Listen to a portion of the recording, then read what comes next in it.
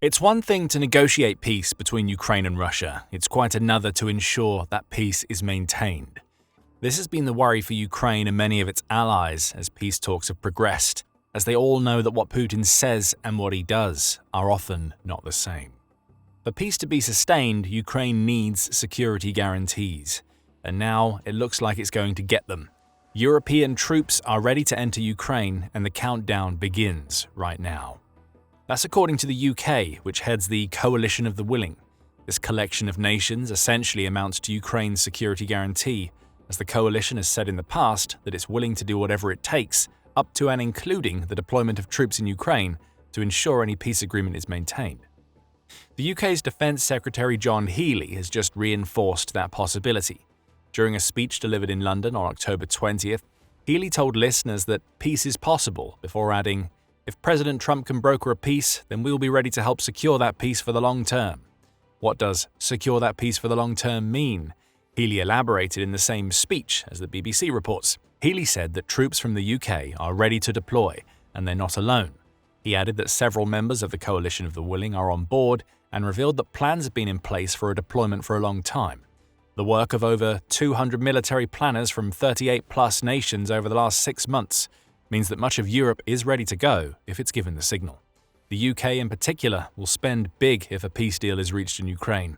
It's already anticipating spending well over £100 million, which amounts to about $133 million, to send troops into Ukraine, Healey declares. However, there is a small catch, though it's one that Ukraine will be delighted to hear.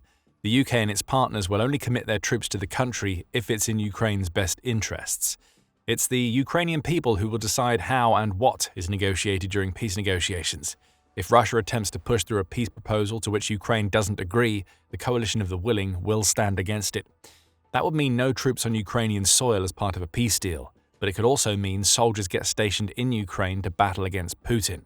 As an aside, Healey also mentioned that Ukraine has granted its soldiers some new powers in what's clearly an attempt to send another message to Putin. Warning that Putin views the UK as his number one enemy, Healey revealed that UK soldiers will now be allowed to shoot down any drones that invade the airspace of any of its military bases. This isn't asking permission before shooting. It's a shoot-on-sight order, and it comes after 4 British air bases, all of which are used by the US, reported mystery drone sightings in 2024. Right now, these new powers only extend to military sites. However, the BBC suggests that they may soon be extended to civilian locations such as airports, if Russia continues to expand on the hybrid warfare tactics with which it targets NATO allies. What can we conclude from all of this? Well, European nations are ready to enter Ukraine under the banner of the Coalition of the Willing, and it will be the UK that leads the charge. That shouldn't come as a surprise. The UK has been leading the way in Europe when it comes to Ukraine for quite some time. The Coalition of the Willing is a perfect example. It was formed by the UK, Euromaidan Press reports, and is an alliance of 26 nations that work together to provide security assistance to Ukraine independent of the existing NATO structures. That last part is important. Amid the turbulence caused by the rocky relationship Ukraine has experienced with the US since the beginning of 2025, Ukraine having access to such security mechanisms could prove vital to its long-term future. Ukraine hopes that the US will work alongside it to ensure a fair peace, but there are no guarantees.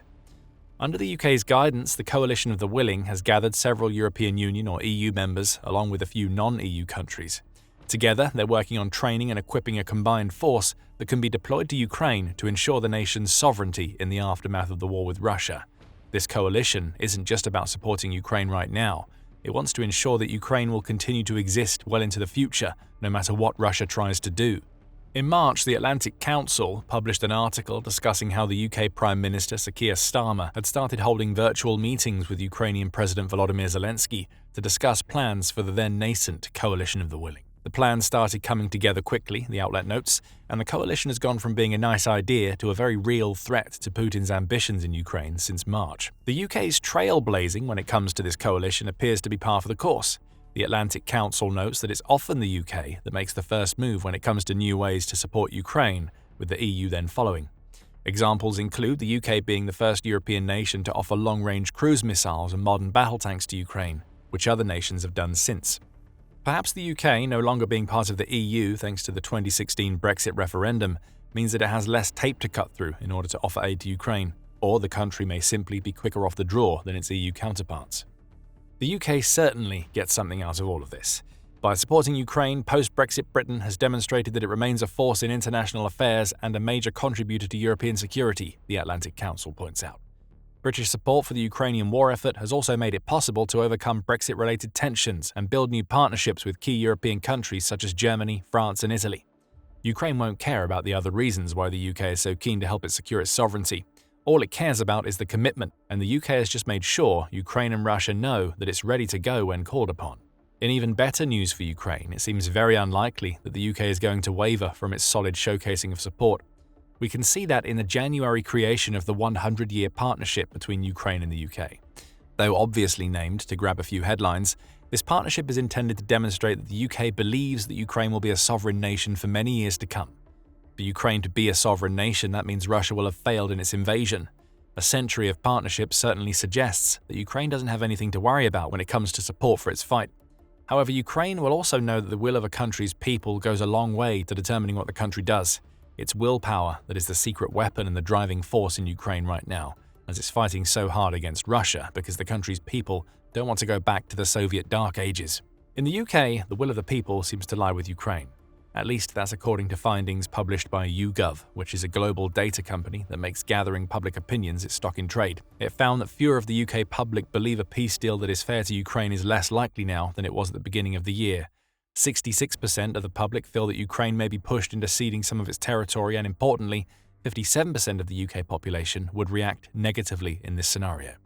In other words, most of the UK believes that Ukraine shouldn't be forced to cede any territory. The same pollster found that 65% of people in the UK believe Russia would launch another war against Ukraine within a decade of signing a peace deal, which highlights the importance of the coalition of the willing and its security guarantees. And perhaps most importantly for Ukraine, 80% of people in the UK say they want Ukraine to win the war. Of that 80%, 87% said that they care either a fair amount or a great deal about the outcome, which means that a total of 69% of people in the UK both want Ukraine to win and care that it does. This is impressive public support from a country that isn't fighting a direct war with Russia, and it's support that means the tide of public opinion is unlikely to tear the UK away from its work for Ukraine anytime soon. All of this brings us back to the coalition of the willing and the UK's role as the leader of that coalition. Healey isn't just hinting that the UK is ready to deploy in Ukraine, he's outright saying it, and he's also confirmed that several members of the coalition that the UK created will join it in putting boots on the ground as soon as a suitable peace deal is agreed and Ukraine is ready to accept a proper security guarantee. What would this force look like? Though Healey confirms that plans have been in place for months and that the creation of these plans has involved at least 200 people, he doesn't tell us how the coalition of the willing would deploy. It's likely Healey is staying tight-lipped on the subject because any deployment would have to be made in cooperation with Ukraine, and Ukraine may not want to give away what the coalition has planned just yet. Still, we can speculate, and there are several ideas floating around about what the deployment might look like. Back in August, which was when the coalition of the willing began discussing the possibility of sending troops into Ukraine in earnest, DW published an article in which it looked at what a European troop deployment in Ukraine might end up looking like. One suggestion is that European soldiers could serve the role of peacekeepers, much as United Nations troops do all around the world. However, that concept assumes a level of neutrality on Europe's side that doesn't exist, says Raphael Loss of the European Council on Foreign Relations. A peacekeeping role is the closest to the UN system. These forces observe warring parties in a tense situation after a ceasefire, Loss told DW. Conceptually, I don't think that role would fit in with what the Ukrainians want and how Europeans see themselves. They are not neutral in this conflict and want to be seen to be on Ukraine's side. Still, if the peacekeeper route was taken, this would likely involve the deployment of a few thousand lightly armored troops along the contact lines. Those soldiers would act as observers and would be tasked with sounding the alarm if Russia violates a ceasefire or peace treaty. Another option, which DW says has been under discussion since at least August, is to send a combat-ready force into Ukraine. Combat-ready doesn't mean that this force would engage Russia directly. In other words, Europe isn't going to send soldiers to fight alongside Ukraine during the war as it currently stands. Instead, these troops would enter Ukraine during peacetime and will be ready to fight back if Russia tries to start a future invasion of Ukraine. The idea here is to create a deterrent. Many of the soldiers that would make up this combat-ready force would not only be very capable, but they will also come from NATO-aligned nations. If Russia strikes against these soldiers, that would give NATO all the justification it needs to strike back. Up to 150,000 soldiers would be needed for this type of deployment, which is a tall order. DW reports that the Stockholm International Peace Research Institute estimates that Europe collectively has about 1.5 million troops.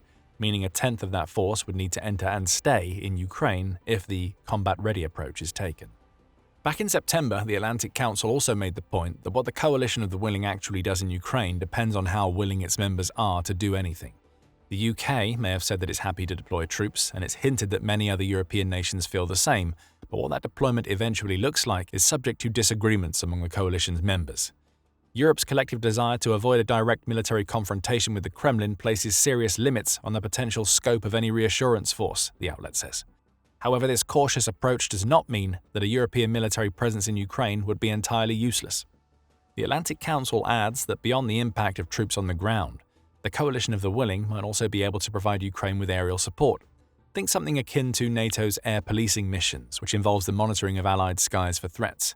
The coalition of the willing could do the same, perhaps acting as a reporting and, if needed, a response network to ensure that Russia doesn't get away with pulling the hybrid warfare tactics it's currently trying with NATO.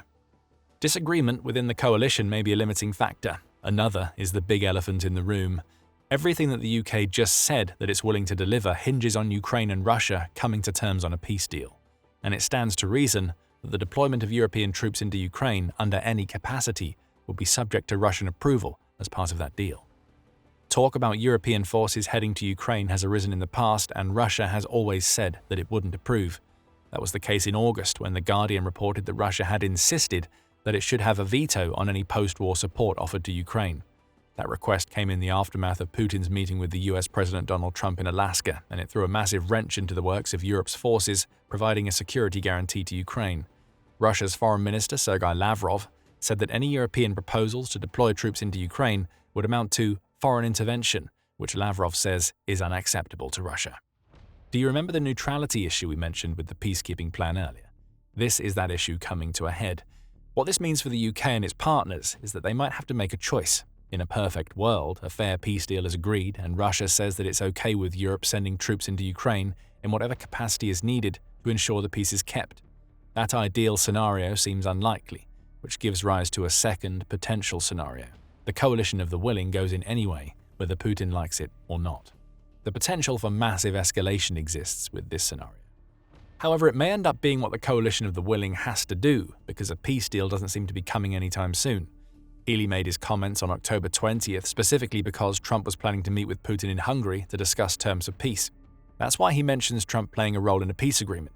The US president has flip-flopped on what this peace could look like over the past few weeks. On September 23rd, Trump seemed to be all in on Ukraine, claiming that the country is capable of winning all of Ukraine back in its original form. But on the eve of the Hungary meeting with Putin, Trump started suggesting that a peace deal would require the freezing of the current battle lines. That would essentially mean that Ukraine cedes most of the Donbass region to Putin, which Ukraine isn't going to allow to happen. And in the wake of a meeting with Zelensky, where he suggested this land ceding, Trump told journalists, "I don't think they will," when asked whether Ukraine can win the war. "They could still win it. I never said they would win it. War is a very strange thing. A lot of bad things happen," Trump added. Trump can't seem to make up his mind. Ultimately, it doesn't seem like it's going to matter. The proposed peace talks in Hungary have been called off altogether, The Telegraph reported on October 21st. And the reason, the outlet claims, is that Russia refused to accept the ceasefire terms presented to it by the United States. Prior to the Hungary meeting, Lavrov and US Secretary of State Marco Rubio spoke on the phone. The discussion ended up becoming tense, The Telegraph says, with Lavrov stating that Russia wasn't prepared to accept the American proposal that the current front line be frozen as part of a ceasefire. The US appears to have put a spin on this entire exchange. The White House described the tense phone call as productive. It also claimed, "Therefore, an additional in-person meeting between the Secretary and Foreign Minister is not necessary, and there are no plans for President Trump to meet with President Putin in the immediate future." Given that the meeting in Hungary has been all over the news for the last few days, this seems like a strange statement to make. Far more likely is that Russia has refused to back down from its maximalist demands, perhaps sensing weakness in the US being willing to potentially push Ukraine into ceding territory. The peace that some in Europe might have hoped would come from the meeting between Putin and Trump isn't going to happen. Negotiations are back to where they've been for months. What this means for the UK and its coalition of the willing is unclear.